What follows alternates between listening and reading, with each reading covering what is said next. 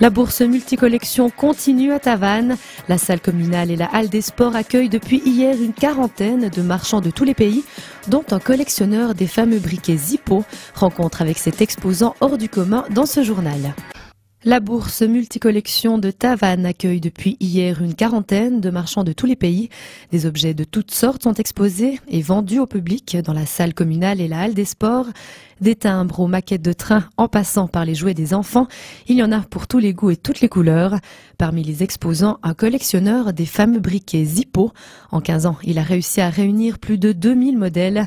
Rencontre avec Pascal Tissier, l'invité d'honneur de cette 16e bourse multicollection. Je pense qu'il y a environ 2000 pièces, plus tous les produits dérivés, les livres, les montres, etc. Du monde entier, puisque c'est vendu, c'est fabriqué aux États-Unis, mais il y a des briquets qui sont faits spécifiquement pour des marchés, pour l'Allemagne, la Suisse, la France, ou les États-Unis ou le Japon. Donc après, quand on veut les avoir, on est obligé de passer par eBay, c'est le seul système. Si on prend les briquets du Hard Rock Café, si on veut pas aller les chercher sur place, le seul moyen c'est l'Internet. Alors le tout premier de cette collection, c'est lequel? Je me rappelle plus. C'est trop vieux. J'ai dû l'acheter, ouais, mais je me souviens plus lequel c'est alors.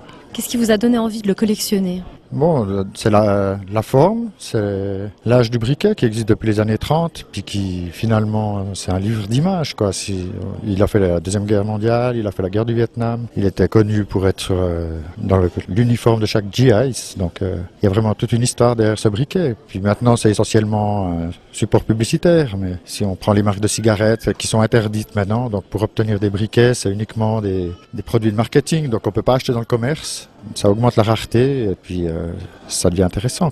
Vous avez eu un contact intéressant avec les gens qui sont venus ici? Bon, il y a des gens qui s'y intéressent, qui posent des questions, il y en a des gens qui parlent de l'armée, il y en a qui regardent les groupes de rock, chacun son sujet, mais tout le monde semble un peu bluffé par le nombre de pièces qu'il y a ici, mais voilà.